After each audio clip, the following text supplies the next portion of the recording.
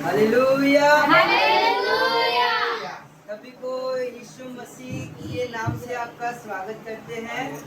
Hallelujah. और मैं धन्यवाद करता हूँ कि आज के दिन के लिए कि जो परमेश्वर ने हमें दिखाया।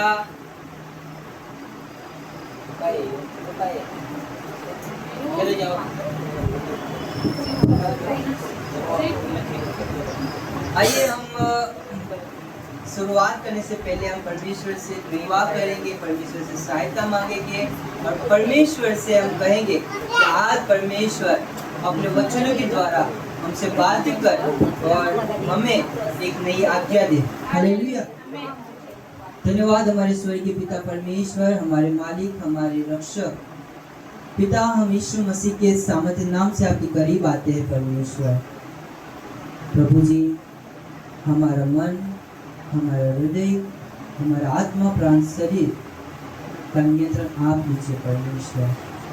पिता परमेश्वर राजा, इस वेदी के ऊपर से परमेश्वर राजा आप हमसे बातें कर परमेश्वर पिता कि हमारा हृदय परिवर्तन हो जाए मेरे पिता परमेश्वर राजा।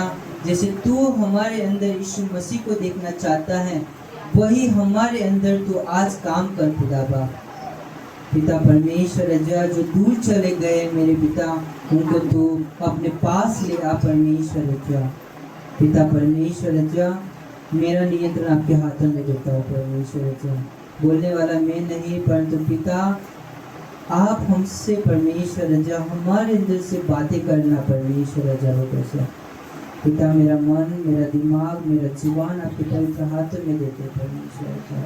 और जो परमेश्वर जब वचन का बीज तू बोलने जा रहा है, उस हृदय को यीशु के लहू से मैं कवर करता हुआ रहता हूँ। तेरी महिमा हो परमेश्वर इस जगह पर और हो चुकी, उसके लिए तेरा धन्यवाद करते हुए यीशु मसीह के नाम से प्रार्थना को मांगता हूँ।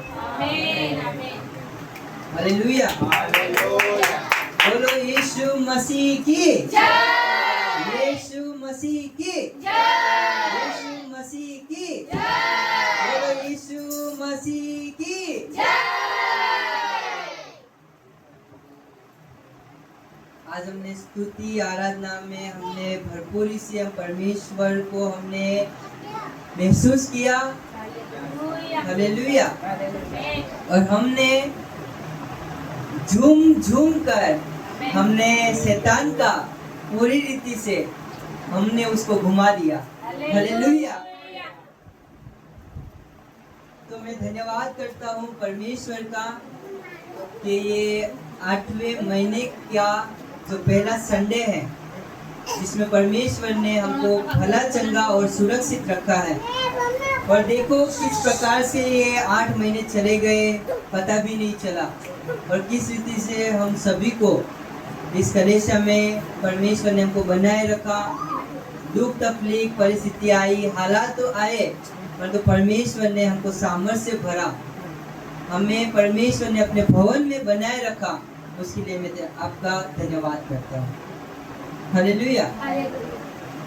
मैं परमेश्वर का धन्यवाद करता हूँ कि जो 8वें महीने तक हमको चलाया और आगे भी हमें भरपूर रीति से हमको आगे लेकर जाएगा और नए नए द्वार को, नए नए आशीष को परमेश्वर इस कलीसिया के हर एक को सदस्य के ऊपर उंडेलने जा रहा है। हालेलुया। आइए तो हम सभी जन हम परमेश्वर यीशु मसीह का हम स्वागत करेंगे जोरदार ताली बजाकर।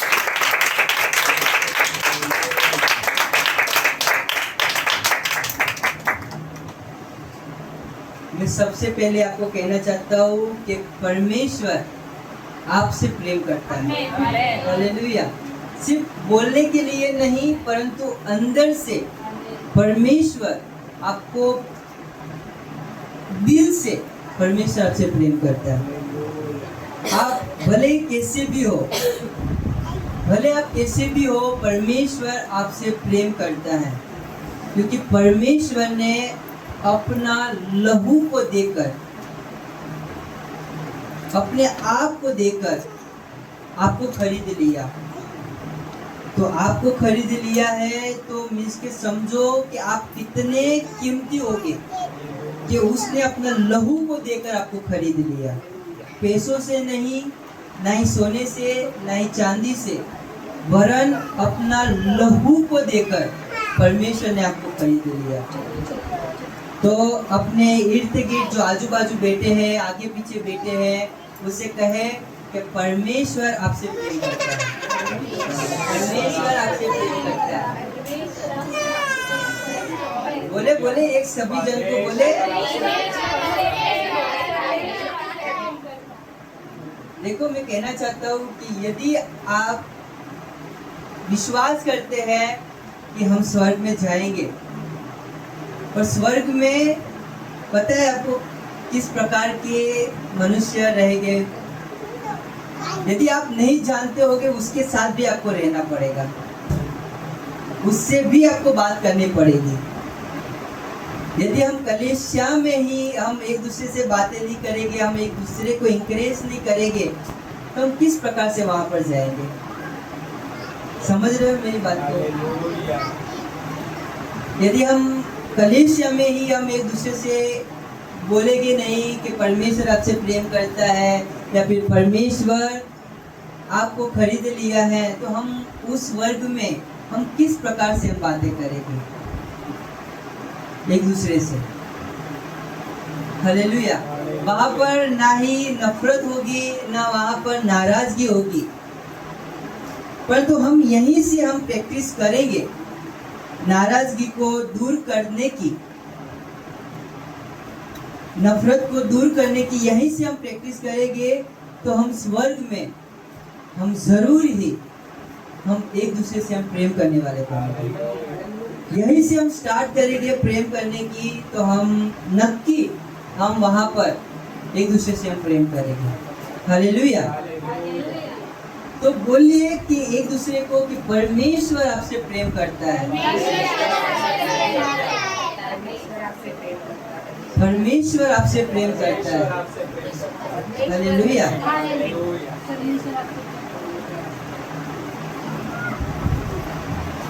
देखो परमेश्वर ने हमें अपना नाम ले लेकर अपने राज्य में बुलाया है। क्या वचन कहता है? परमेश्वर का कलाम मुकद्दस कहता है कि परमेश्वर ने तेरा नाम ले लेकर, क्या बोल रहा हूं मैं? नाम ले लेकर परमेश्वर ने आपको बुलाया है। मैंने आपको नहीं बुलाया है, ना ही आपके मम्मी पापा ने, परंतु जो स्वर्ग और पृथ्वी का बादशाह है उसने अपने मुंह खोलकर आपका नाम ले लेकर बुलाया है। लोगों ने आपके नाम को बिगाड़ दिया तो भी परमेश्वर कहता है कि मैंने उस नाम लेकर मैंने तुझे बुलाया है। हालेलुया। और परमेश्वर ने अपने राज्य में बुलाया है तो परमेश्वर ने हमको काम भी दिया है। हालेलुया। परमेश्वर ने हमको सेवकाई दी है। परंतु मैं कहना चाहता हूँ कि हमारे जीवन में परमेश्वर ने हमको अपने राज्य में बुलाया है और सेवकाई भी दी है, परंतु सबसे मुख्य सेवकाई कौन सी है? हमारे जीवन में परमेश्वर ने हमें बुलाया अपने राज्य में, अपने भवन में, कलीसिया में बुलाया है, और हमें कई सारी सेवकाई दी है। जैसे कि कई सारी सेवकाई, प्रचार करने की सेवकाई है, आराधना करने की सेवकाई है, लोगों को एनकरेज करने की, लोगों को सुधि लेने की सेवकाई है। परंतु सबसे मुख्य सेवकाई परमेश्वर चाहता है कि वो सेवकाई हम करें। सिर्फ हम सोचते हैं कि हम कलीसिया में सिर्फ हमारे आराधना हम करते हैं, यही हमारी सेवकाई है। तो ये सिर्फ सेवकाई नहीं, सिर्फ मैं यहाँ पर से आपको प्रचार कर देता हूँ, सुसमाचार को प्रचार कर देता हूँ, तो सिर्फ यही सेवकाई नहीं है। सिर्फ लोगों की मैं सुधि ले लेता हूँ, यही सेवकाई नहीं है। तो परमेश्वर कौन सी सेवकाई हमारे जीवन से चाहता है? हालेलुया। परमेश्वर चाहता है कि हम वो सेवकाई करें, और सेवकाई हमें करना है, आराधना करना है, वचन का प्रचार करना है, सुसमाचार करना है, क्योंकि परमेश्वर ने हमसे ये कहा है।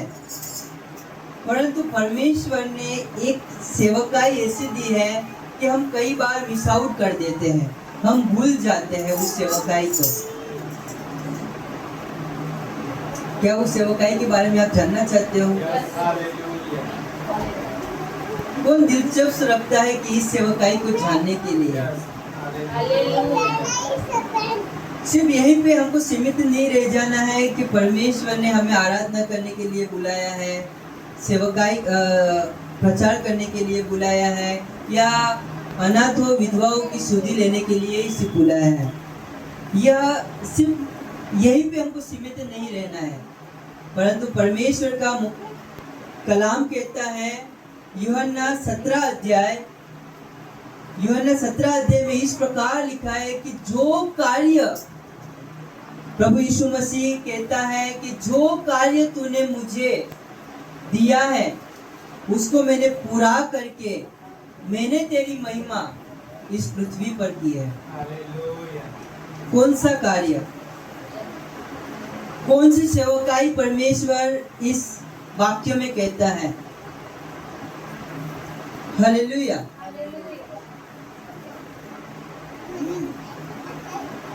कई सारे पासवान हैं, कई सारे ऐसे आराधक हैं, कई ऐसे सारे एवेंजलिज्म हैं जो अपना कार्य को फिनिश करते हुए कहते हैं कि मैंने अपना कार्य पूरा कर दिया, या फिर मैंने अपनी इस दौड़ को मैंने पूरी कर दी।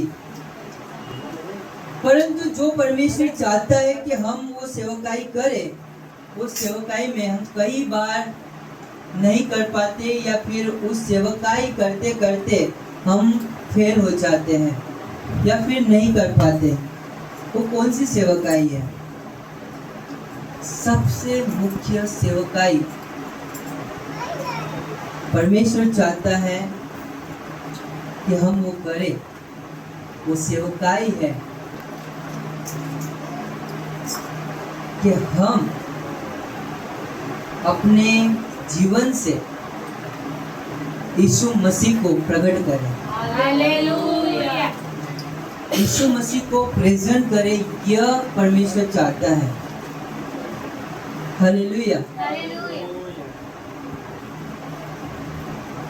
प्रभु यीशु मसीह कहता है कि जो कार्य तूने मुझे करने के लिए दिया था उसे मैंने पूरा कर पृथ्वी पर मैंने तेरी महिमा की है। तो यीशु मसीह ने तो सब कुछ किया, प्रचार भी किया, लोगों की सुधि भी ली, लोगों को चंगा किया। वो परमेश्वर एक जगह पर परमेश्वर यीशु मसीह आराधना भी करता है, भजन को गाता है, परंतु सबसे मुख्य वो प्रार्थना में ये बात कहता है कि जो कार्य तूने मुझे करने के लिए दिया था उसको मैंने पूरा करते हुए मैंने तेरी महिमा इस पृथ्वी पर की है। उसने यीशु मसीह ने पिता का स्वभाव को लोगों को बताया, प्रेम करते हुए, दया दिखाते हुए, लोगों को गले लगते हुए अपने स्वभाव को, परमेश्वर के स्वभाव को लोगों के जीवन में बताया कि यीशु मसीह पिता परमेश्वर किस प्रकार का है। हालेलुया। देखो परमेश्वर की छवि लोगों के अंदर कैसी है मुझे नहीं पता, परंतु मुझे इतना पता है कि परमेश्वर ऑलवेज, हमेशा हमको माफ करने वाला परमेश्वर है। हमको भले लगता है परमेश्वर, दया करता है वो परमेश्वर, इतना वो दयालु परमेश्वर है।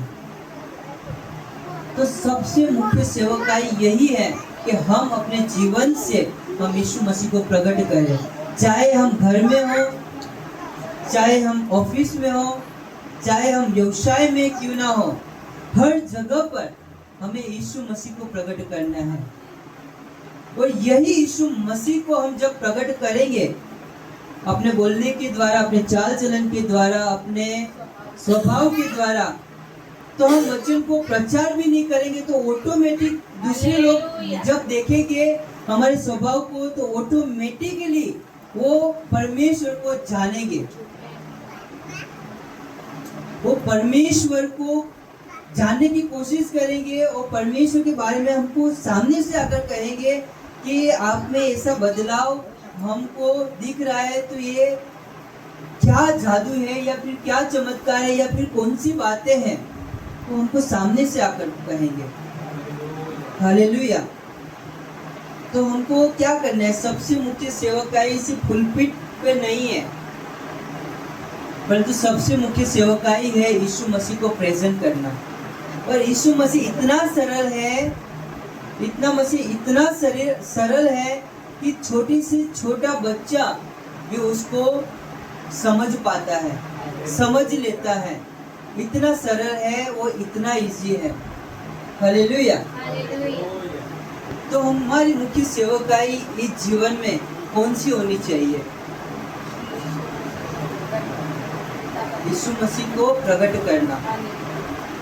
सेवकाई के पीछे मत भागो, परंतु यीशु मसीह को प्रकट करने के लिए, यीशु मसीह को प्रकट करने के लिए उसका पीछा करें।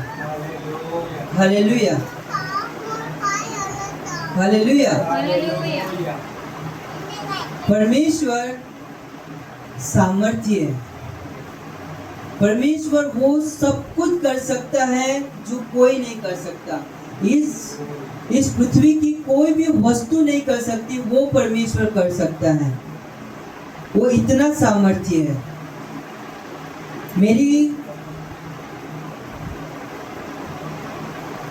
मेरी बाइबल परमेश्वर के बारे में बहुत खूबसूरत रीति से बताती है।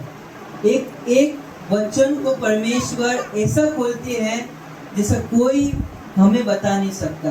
तो इस प्रकार से जब हम उसके कलाम को जब पढ़ते हैं तो कलाम को, अपने हृदय को परमेश्वर हमारे सामने खोल देता है। पूरी रीति से अपने हृदय को परमेश्वर हमारे सामने उंडेल देता है, परंतु हम उसके सामने अवेलेबल है, हम उसके सामने अवेलेबल है, वो खोलने के लिए तैयार है, परंतु क्या हम पाने के लिए हम तैयार हैं? हालेलुया। क्या पाने के लिए तैयार है? तो परमेश्वर आपके सामने वो बातें को पूरी रीति से, हृदय को, अपने हृदय को पूरी रीति से आपके सामने खोलने के लिए परमेश्वर ऑलवेज तैयार है, परंतु हमको भी तैयार रहना जरूरी है। हालेलुया। तो हमने क्या सीखा? हमने कि हमारी मुख्य सेवकाई क्या होनी चाहिए? यीशु मसीह को प्रकट करना। किस रीति से हम प्रकट करेंगे? चाल चलन के द्वारा, स्वभाव के द्वारा, इस वचन के द्वारा। यही वचन जब हमारे अंदर रहेगा तभी तो हम लोगों को हम बता सकते हैं। यदि यही वचन हमारे अंदर नहीं है तो हम किस प्रकार हम लोगों के सामने प्रकट करेंगे? तो एवरी डे, हर सुबह, हर शाम हमें क्या करना है? इस कलाम को लेकर हमें पढ़ना है, हमें अपने मन में रखना है, उसकी आज्ञाओं को अपने हृदय में रखना है, कि ताकि हम परमेश्वर के स्वभाव को हम इस पृथ्वी पर हम प्रकट कर सके। हालेलुया। मैं इतना विश्वास करता हूँ कि आपको थोड़ा सा समझ में आया होगा कि परमेश्वर क्या कहना चाहता है। हालेलुया। तो आइए हम निकालेंगे कि याकूब की पत्री उसमें चौथा अध्याय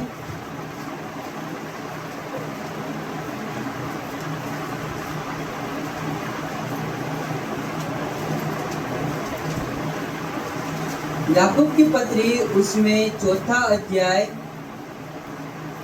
उसमें 8वां वचन।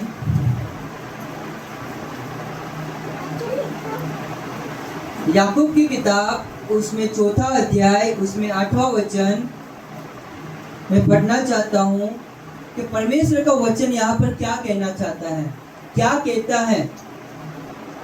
और परमेश्वर हमको कहता है कि आज हमें एक मौका देने के लिए जा रहा है, एक मौका दे रहा है आज हमें इस वचन के द्वारा। परमेश्वर का वचन कहता है याकूब का किताब उसमें चौथा अध्याय उसमें 8वां वचन कि परमेश्वर के निकट आओ तो वह भी तुम्हारे निकट आएगा। यहाँ पर क्या लिखा है कि परमेश्वर के निकट आओ तो वह भी तुम्हारे निकट आएगा।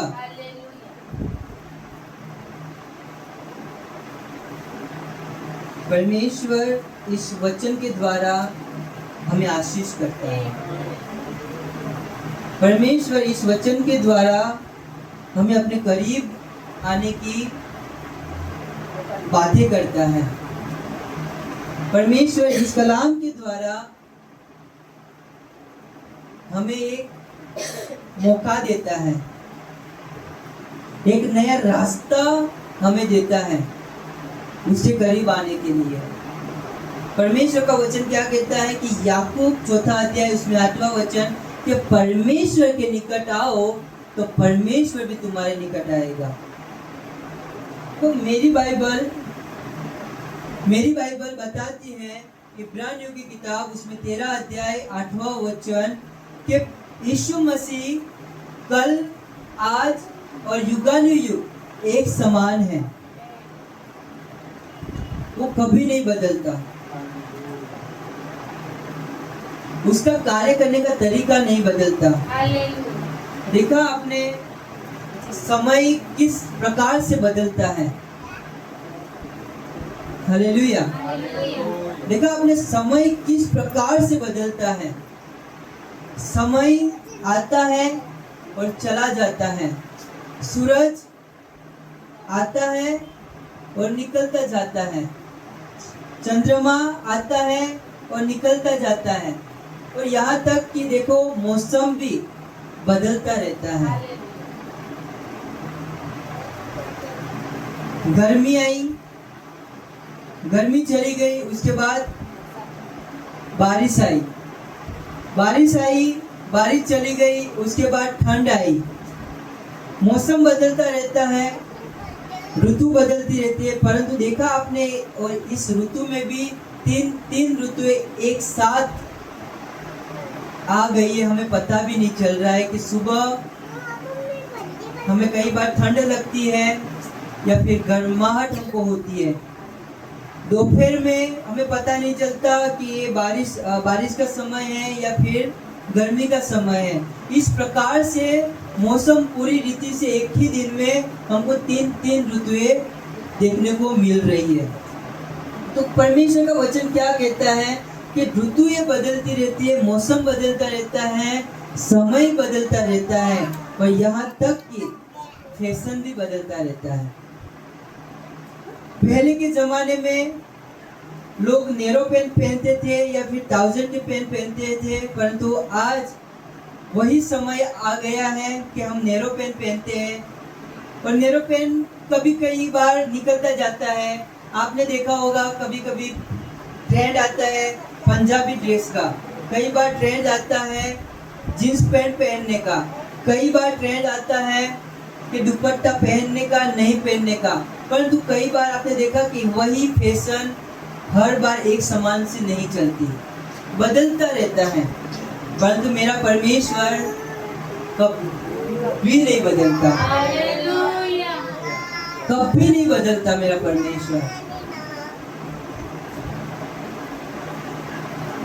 आपकी हालत बदल जाएगी, परिस्थितियां बदल जाएगी, आपके लोग बदल जाएंगे, आपके व्यवहार बदल जाएंगे, परंतु परमेश्वर आपके साथ वही डीलिंग करता रहेगा जो पहले से करता आया है।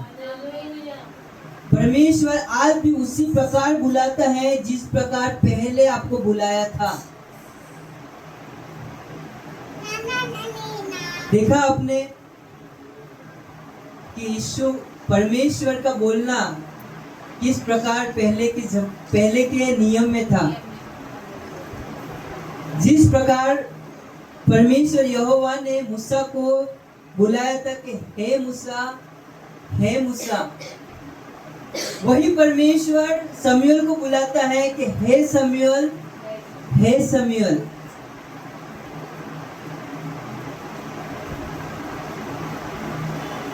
और वो आज हमसे कहता है कि हे मेरी बेटी, हे मेरी बेटी। हालेलुया।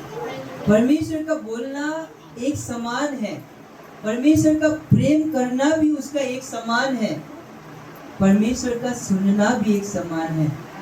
तो ये याद रखो कि परमेश्वर का गुस्सा भी एक समान है। हालेलुया। परमेश्वर पहले के जमाने में, पहले के समय में, पहले के नियम में जिस प्रकार क्रोध करता था, आज भी वैसा ही क्रोध करता है, परंतु परमेश्वर पहले भी इतना प्रेम करता है जितना आज भी हमसे प्रेम करता है।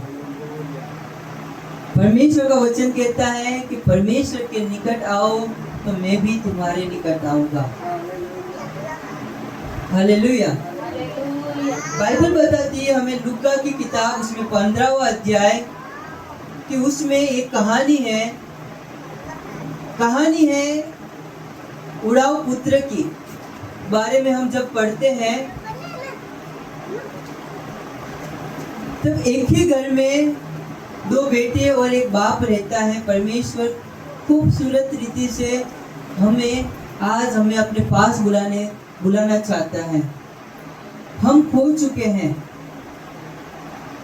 परंतु आज परमेश्वर लूका की किताब उसमें 15वां अध्याय के बारे के द्वारा परमेश्वर आज हमें समझाना चाहता है कि किस प्रकार एक छोटा बेटा ने अपने बाप के पास से वसीयत मांगी और वसीयत को लेकर कुछ नहीं कहा उसके पिता ने, क्योंकि माता पिता जब वो काम करते हैं तो अपने लिए नहीं करते परंतु अपने बच्चों के लिए करते, उनके भविष्य के लिए करते हैं। और उसी प्रकार एक ये पिता ने अपने पुत्र के लिए सारी वसीयत को जमा करके रखी थी, और जब उसने मांगा तो पिता ने चुपचाप उसको दे दिया। और छोटे बेटे ने सब कुछ लेकर दूर परदेश चला गया। और वो जब जा रहा था तो उसका पिता पीछे से देख रहा था कि मेरा बेटा एक बार भी मुड़कर मुझे देखे, परंतु वो बेटा मुड़कर नहीं देखा, परंतु वो चला गया, परदेश चला गया। और परदेश जाकर लिखा है वहां पर कि खराब चीजों में उसने अपने पैसों को उड़ा दिया, अपनी संपत्ति को उड़ा दी। क्यों उड़ा दी? अपने सारी संपत्ति को क्यों उड़ा दी? क्योंकि उस बेटे ने उस संपत्ति को नहीं कमाया था, उसने मेहनत नहीं की थी उस संपत्ति को पाने के लिए, या फिर उस पैसे को पाने के लिए कुछ मेहनत नहीं की थी, इसलिए उसको उस पैसे की कदर नहीं थी, इसलिए उसने उड़ा दी। और जब हम देखते हैं कि जब उसने उड़ा दी जब उसके पास पैसे की पूरी रीति से कमी हो गई थी या फिर पूरी रीति से पैसा उसके पास बचा नहीं था, तो उसकी हालत किस प्रकार से हुई। परंतु जब उसने स्मरण किया कि मैंने अपने पिता से मैंने मांगा और मेरे पिता ने बिना कुछ कहे मुझे दे दिया, उसने ये सोचा कि मेरे पिता ने मुझसे कितना प्रेम किया और मुझको इतना कुछ भी ना कहते हुए मुझे सब कुछ दे दिया। मैं उस पिता के पास में जाना चाहता हूँ। उसने अंदर से गिल्टी फील की, अपने अंदर उसने गलत महसूस किया कि मैंने परमेश्वर के विरुद्ध में और मैंने अपने पिता के विषय में मैंने बहुत बुरा मैंने सोचा, मैंने बहुत कार्य किया। मैं फिर से मैं पिता के पास जाना चाहता हूँ। और जिस प्रकार पिता ने वो देखता रहा था जब उसका बेटा दूर प्रदेश जा रहा था, उसी जगह पर दिन और रात अपने पुत्र को आते हुए आज भी वो वेट करता रहा है। और जब एक पुत्र अपने पिता के पास आता है, वो पूरी रीति से खराब था, उसकी हालत पूरी रीति से खराब हो चुकी थी, उसके कपड़े सड़ चुके थे, उसके पास से सब कुछ चला गया था, वो यहाँ से भर कर गया था। परंतु जब वो खाली हाथ लौटकर आया तो उसके पिता ने उसको जैसा था उसको ले लिया, कुछ भी नहीं कहा, परंतु उसके कपड़े उस बाप ने अपने कपड़े जो अच्छे थे परंतु उसके बेटे के कपड़े जो मेले थे, उस कपड़े मेले को उतार कर उसके मुंह में जो गंदगी थी, उसके बाल में पूरा कादव से कीचड़ से भरा हुआ होगा, उसको पोंछा उसने। हालेलुया। उसको डिनाई नहीं किया, इनकार नहीं किया कि तू सब कुछ मेरा लुटा दे गया, सब कुछ खत्म करके मेरे पास आया तो मैं तुझे एक्सेप्ट नहीं करूँगा। कुछ नहीं कहा। जिस प्रकार हम अपने बच्चों को चाहे वो कैसा भी हो चला गया हो या फिर हमको कितना भी दुख देकर चला गया हो, परंतु जब वो बेटा आता है तो हम उसको गले लगाते हैं। उसी प्रकार ये पिता ने अपने पुत्र को गले लगाया और अपने पास ले लिया और उसके पास से जो कुछ भी चला गया था सब कुछ पिता ने उसको 2 गुना दे दिया। जब वो पुत्र ने पिता की ओर देखा तो पिता ने भी उसकी ओर देखकर उसको इनकार नहीं किया परंतु उसको गले लगाया।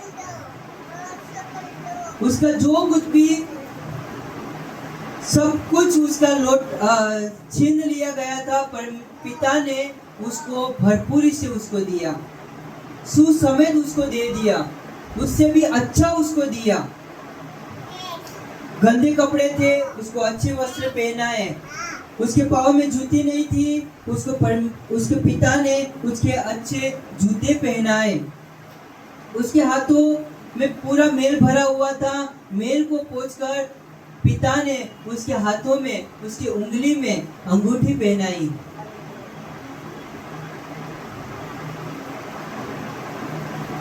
परमेश्वर कहता है कि मेरे निकट आओ तो मैं भी तुम्हारे निकट आऊंगा। क्या यही कहानी आपने देखा कि पुराने नियम में भी है? यही सेम कहानी पुराने नियम में भी है, परंतु हम कई बार भूल जाते हैं।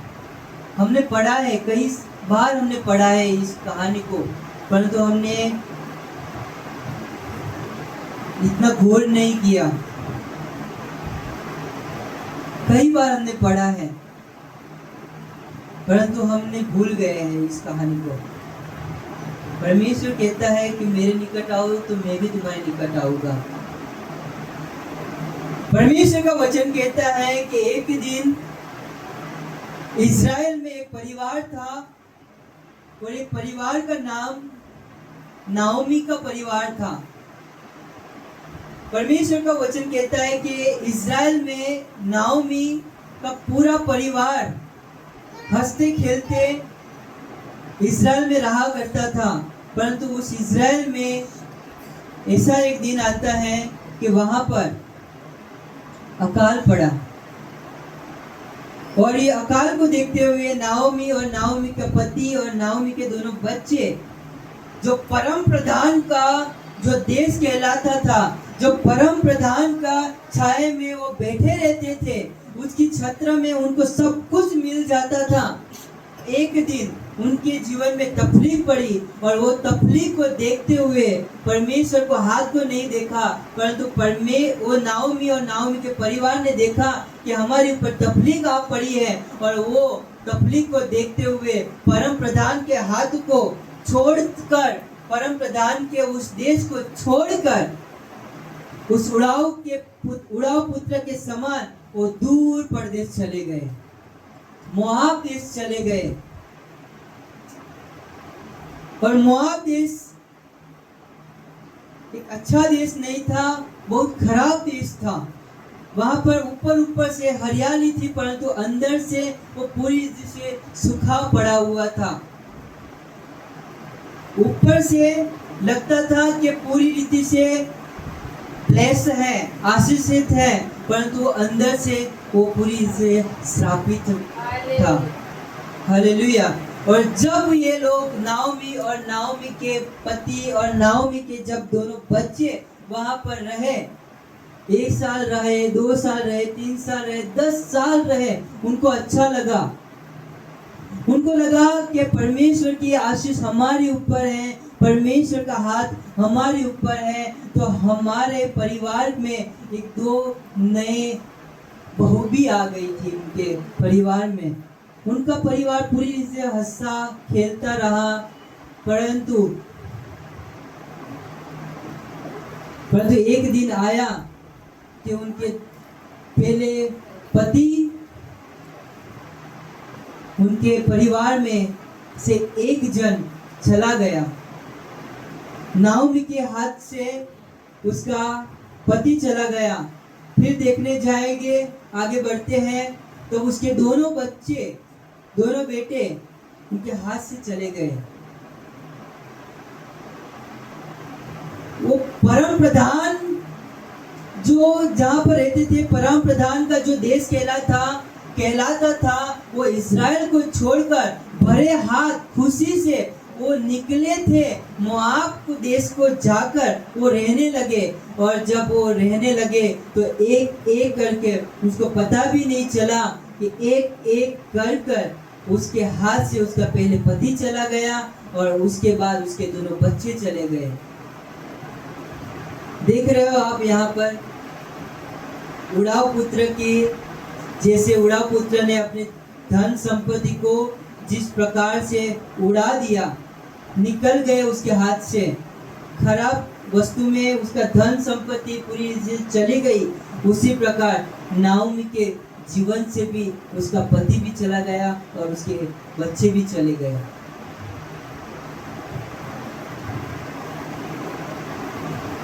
परंतु जब नाओमी ने सोचा कि मैं अपने पिता के घर जाऊंगा, कौन से पिता का घर? जहां पर वो रह रही थी, जहां पर वो इज़राइल जाओ परम प्रधान का देश कहलाता था, उसने सोचा कि मैं अपने पिता के घर जाऊंगा या फिर जाऊंगी। तो पिता ने उसको रिजेक्ट नहीं किया, पिता ने उसको फिर से अपनाया, पिता ने उसको गले से लगाया। नाओमी पूरी रीति से यहाँ से भरपूर से चली गई थी, परंतु मोआब देश से जैसे वो आई तो वो खाली हाथ को लेकर आई थी इज़राइल में। और वो कहती है, जब लोग कहते हैं कि नाओमी आ गई, तब वो कहती है कि मुझे नाओमी नहीं परंतु मुझे मारा कहो, क्योंकि मैं भरे हाथ से तो गई तो थी परंतु मैं सूखे हाथ में लौट आई हूँ। परंतु तो भी परमेश्वर उसको रिजेक्ट नहीं करता, हालेलुया। उसको नकारता नहीं है। जिस प्रकार उड़ाव पुत्र के पिता ने उसको गले लगाया, उसके पूरे नए कपड़े उसको पहनाए, पाँव में अच्छी जूती पहनाया, उसका जो कुछ भी छीन लिया गया था पिता ने उसको सब कुछ 2 गुना और नया सब कुछ दिया। उसी प्रकार जब हम नाओमी के जीवन में देखते हैं कि जब नाओमी पूरी रीति से बूढ़ी हो चुकी थी तो उसके दोनों बच्चे जो छीन लिए गए थे, परमेश्वर ने उसको 2 अच्छे नाती पोते दिए थे। हालेलुया। उसको एक जो झुपड़पट्टी में मींस की झुपड़ी में वो रहा करती थी पहले इज़राइल में, उसको परमेश्वर ने उसको राजमहल में उसको जगह दी थी। हालेलुया। 2 बच्चे छीन लिए गए थे परंतु उसको 2 अच्छे नाती पोते अच्छे रीति से दिए और परमेश्वर ने उसको एक उद्धारकर्ता उसके ही वंश से आए। हालेलुया। हालेलुया। हालेलुया। यीशु मसीह की वो पर नानी बनी। परमेश्वर ने उसको इस रीति से ब्लेस किया जो कभी लोगों ने नहीं सोचा होगा, उसने भी नहीं सोचा होगा कि मुझे परमेश्वर मुझे एक्सेप्ट करेगा या नहीं करेगा। परमेश्वर कहता है कि जब तुम मेरी ओर मुड़ोगे तब मैं तुम्हारी ओर मुड़ूंगा, और जब उड़ाव पुत्र ने पिता की ओर मुड़ा तब उसके पिता ने उसकी ओर मुड़ा। जब नाओमी परमेश्वर की ओर मुड़ी तो परमेश्वर भी उसकी ओर मुड़ा। उसी प्रकार आज हम भी परमेश्वर के राज्य में आए तो थे। जब हम नए आए थे हम परमेश्वर में आगे बढ़ रहे थे। परमेश्वर से अब जब स्तुति करते थे, परमेश्वर की जब हम आराधना करते थे, लोग हमको कोसते थे तो भी हम परमेश्वर से प्रार्थना करते थे। और जब हम प्रार्थना करते थे तो प्रार्थना करते करते हम इतना खो जाते थे कि हमें पता भी नहीं चलता था कि 1 घंटा कहाँ पे निकल चल गया, 2 घंटा कहाँ पे निकल गया। जब हम आराधना करते करते यहाँ पर हमारी नजर रहती थी और जब हम आंखें खोलते थे तो हम दूसरी और जगह पर रह जाते थे। हम कई बार हम इतना खो जाते थे। पहले के समय में हम बच्चों को ऐसा पढ़ते थे, हम उसमें डूब जाते थे। परंतु हमारे जीवन में ऐसी सिचुएशन, ऐसी बातें आ चुकी कि हम परमेश्वर के कलाम को पढ़ना ही हमने बंद कर दिया। हम परमेश्वर के राज्य में है तो सही, परंतु हम परमेश्वर के कलाम को जिस प्रकार हम पहले के समय में पढ़ते थे वैसे आज नहीं पढ़ते हैं। परमेश्वर की हम जिस प्रकार हम नए आए थे, स्तुति आराधना करते थे, हम आंसू बहा कर परमेश्वर से प्रार्थना करते थे। परंतु कई ऐसी सिचुएशन आई, लोगों ने हमको बुलाया, परमेश्वर ने हमको एक अच्छी नौकरी दी, एक अच्छा काम दिया, एक अच्छा व्यवसाय दिया, एक अच्छा परिवार दिया, परंतु हम परमेश्वर को हमने भूल गए। हम परमेश्वर में है तो सही, परंतु हम परमेश्वर में है नहीं, हम दूर चले गए हैं। हमारा आज बोलना परमेश्वर की तरह नहीं है, हमारा आज बाइबल पढ़ना पहले के समान नहीं है, हमारा आराधना स्तुति करना पहले के समान नहीं है। परमेश्वर कहता है कि मेरे पास लौटाओ, मेरे निकट आओ, मेरी ओर मुड़ो तो मैं भी तुम्हारी ओर मुड़ना चाहता हूँ। कहाँ हो आप? कहाँ हो आप? कहाँ है हम? क्यों हम परमेश्वर की हुजूरी को हम महसूस नहीं कर पाते? क्यों आज हमारे अंदर खालीपन है हमारे अंदर? क्यों हमें आज संसार की बातें अच्छी लग रही है और क्यों परमेश्वर का एक बातें हमको खटक रही है अंदर? क्यों हमारा मन नहीं लग रहा है परमेश्वर के राज्य में आने के लिए।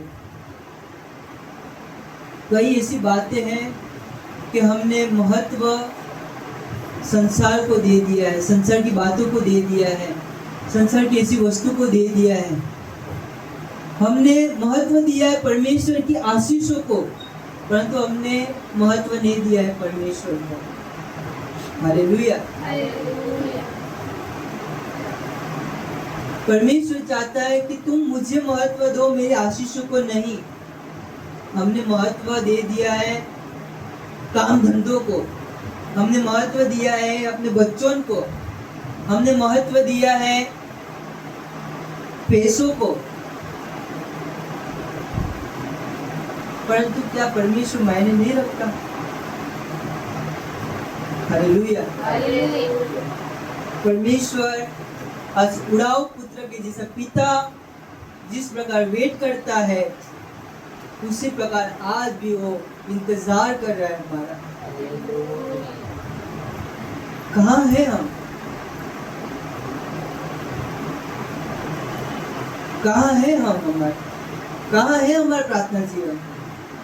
कहाँ है हमारा वो घंटों घंटों तक हम परमेश्वर से हम बने रहते थे, हम परमेश्वर से बातें करते थे, परमेश्वर की स्तुति आराधना करते थे? कहाँ है वो आज हमारा जीवन?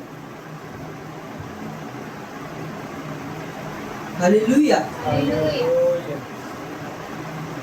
परमेश्वर, प्रिय भाइयों बहनों, परमेश्वर नहीं बदलता, परंतु आज हम बदल चुके हैं। परमेश्वर हमने जो कुछ मांगा उस उड़ाऊ पुत्र के पिता के समक्ष सब कुछ दे दिया।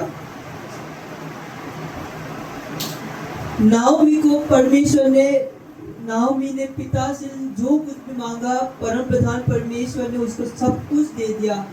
परमेश्वर ने हमें जो कुछ मांगा, परमेश्वर ने सब कुछ दे दिया, परंतु हमने परमेश्वर को क्या दिया? हालेलुया। हमने परमेश्वर को क्या दिया? परमेश्वर कहता है कि मैंने तुम्हें दाम देकर तुम्हें मोल लिया है, मैंने अपना लहू को बहाकर मैंने तुमको खरीद लिया है, परंतु तुम कहाँ हो? हालेलुया। आज परमेश्वर कहता है कि हम कहाँ हैं? हम कहाँ हैं? आज परमेश्वर कहता है कि लौट आओ। परमेश्वर कहता है कि लौट आओ मेरे भाई, मेरे मित्र, मेरे बेटी, मेरे बेटा, आज मैं तेरा इंतजार कर रहा हूँ। मैं अपने बाहें को पसारे हुए मैं तेरा इंतजार कर रहा हूँ। मेरे बाहें आज खाली पड़ी है, बस तू आ जा तो मेरी बाहें भर जाएगी।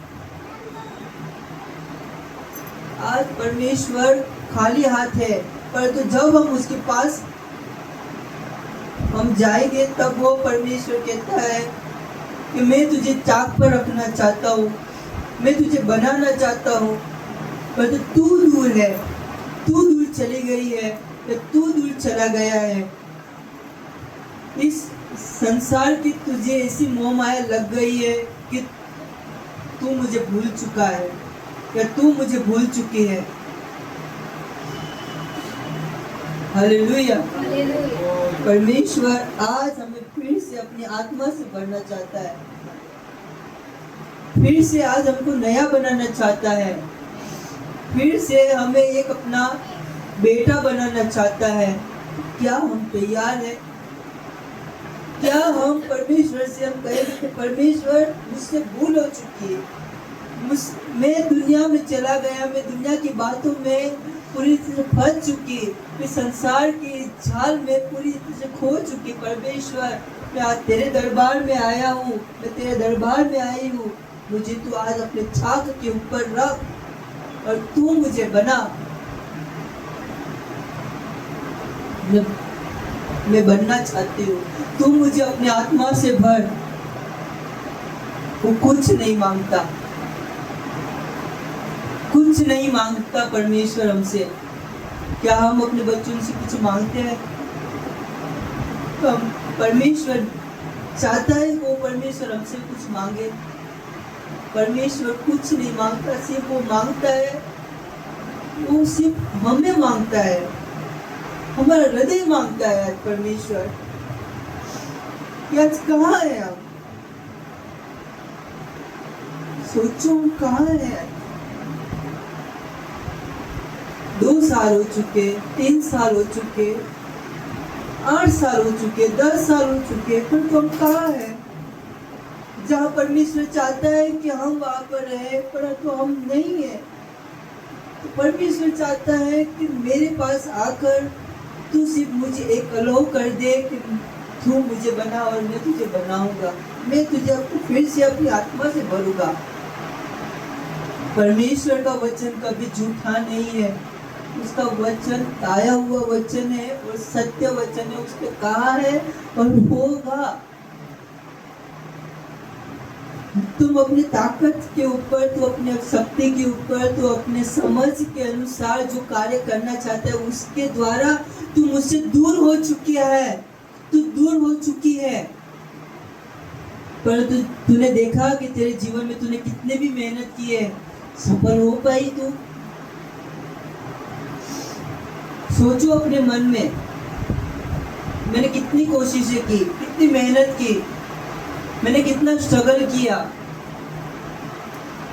क्या वो सक्सेस को हमने देखा हमारे जीवन में? नहीं देखा। क्यों नहीं देखा? क्योंकि परमेश्वर का हाथ हमारे ऊपर से चला गया। परमेश्वर का हाथ हम पर से चला गया और पता भी नहीं चला कि किस प्रकार से चला गया। क्या आप अपने जीवन में उस परमेश्वर की फिर से भरपूरी को देखना चाहते हो? परमेश्वर के काम को आज फिर से आप अपने जीवन में देखना चाहते हो?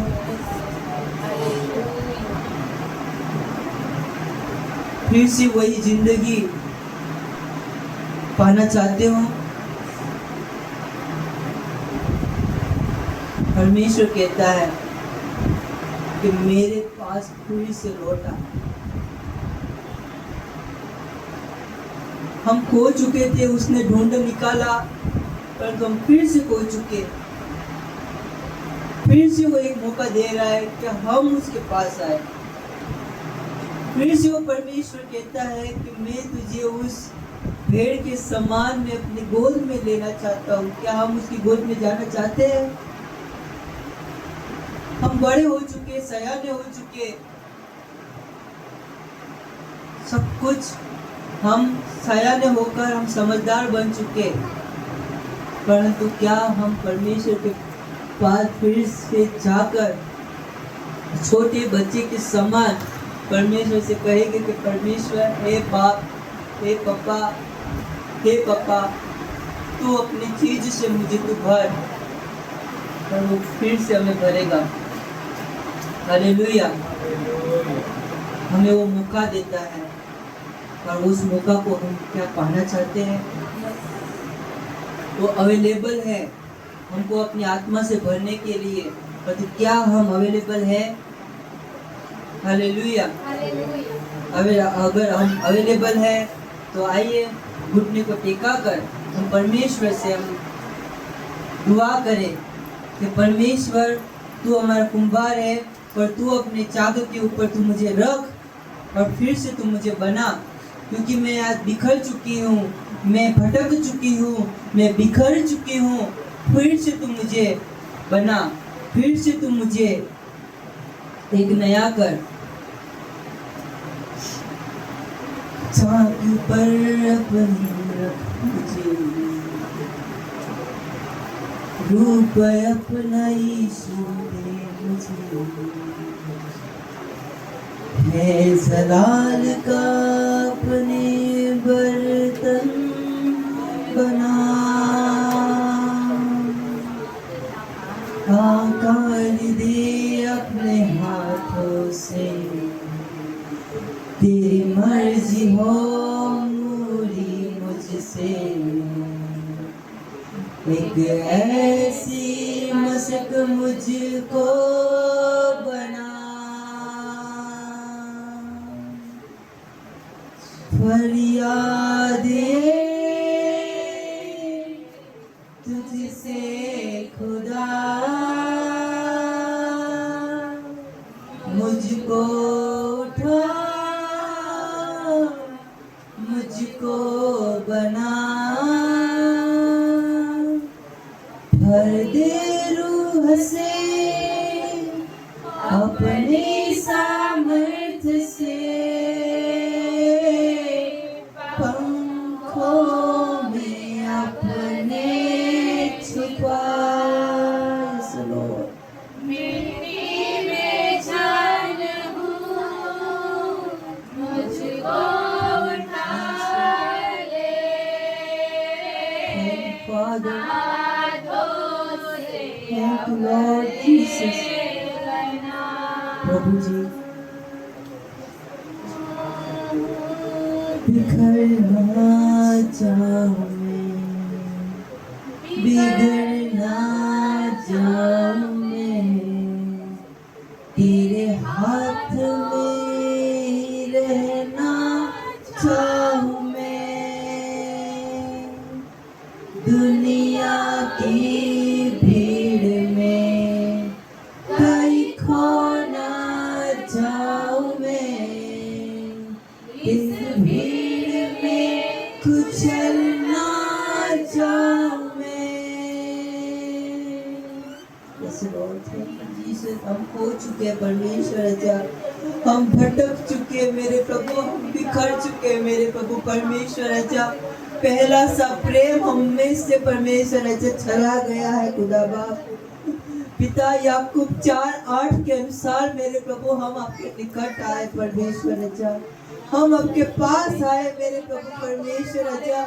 टूटे मन को लेकर खुदा बाबा आपके पास आए मेरे प्रभु, क्योंकि तू टूटे मन को तो तुच्छ नहीं जानता मेरे राजा। पिता हमसे परमेश्वर राजा, हमने आपसे बगावत की मेरे प्रभु, हमें माफ करना मेरे प्रभु परमेश्वर राजा। हमने आपको अहमियत ना देकर मेरे प्रभु आपकी आशीषों को हमने अहमियत दी मेरे प्रभु, हमें तो माफ करना मेरे प्रभु, हमें फिर से तू क्षमा कर मेरे प्रभु, फिर से मेरे प्रभु वही प्रेम फिर से हमें लौटा दे मेरे प्रभु राजा। उसको घंटों घंटों तक मेरे प्रभु परमेश्वर राजा हम आपसे लिपटे हुए रहते थे मेरे प्रभु, वही प्रेम फिर से हमारे अंदर लौटा दे परमेश्वर राजा, लौटा दे मेरे प्रभु। तूने कहा मेरे प्रभु परमेश्वर राजा कि मांगो तो तुम्हें दिया जाएगा। आज हम मांगते मेरे पिता, वो आपका पहला सा प्रेम मांगते मेरे प्रभु परमेश्वर राजा। प्लीज परमेश्वर राजा, हमें नहीं चाहिए मेरे प्रभु इस दुनिया की परमेश्वर राजा, शान और शौहरत हमें नहीं चाहिए, केवल तू चाहिए मेरे प्रभु, क्योंकि तू हमारा सबसे बड़ा खजाना है। ये दुनिया की सारी चीजें परमेश्वर राजा नष्ट हो जाएगी, चली जाएगी, परंतु तू हमेशा परमेश्वर राजा बना रहेगा राजा। तू जहाँ पर है मेरे पिता, वहाँ पर स्वर्ग ही स्वर्ग है मेरे पिता, वहाँ पर खजाना ही खजाना है मेरे राजा। पिता आपने हमको परमेश्वर राजा बना मेरे प्रभु, हम बनना चाहते मेरे प्रभु, तेरी आत्मा से भर मेरे प्रभु परमेश्वर राजा। हम दूर चले गए मेरे प्रभु, हमें फिर से तू अपने और करीब ले मेरे प्रभु परमेश्वर राजा।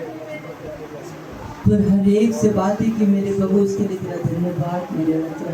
हर एक को तूने अपने चाक के ऊपर रख कर मेरे पिता एक नया बर्तन बनाया, और सबको मेरे पिता तूने अपने करीब लिया मेरे प्रभु राजा। तूने अपने लोगों को अपने बाहों में लिपट लिया मेरे प्रभु, उसके लिए आपका धन्यवाद मेरे प्रभु परमेश्वर राजा। इस वचन के लिए परमेश्वर तेरा धन्यवाद करता हूँ परमेश्वर राजा। मैं सारी महिमा खुदाबाद में तुझे देता हूँ, क्योंकि यहाँ पर तेरी उपस्थिति है परमेश्वर, और ऐसे ही परमेश्वर राजा इस वेदी को परमेश्वर राजा तू अपने रीति से चलाना परमेश्वर राजा। मैं सारा मान अदब केवल आपको देते हैं राजा, यीशु मसीह के नाम से प्रार्थना करूँगा।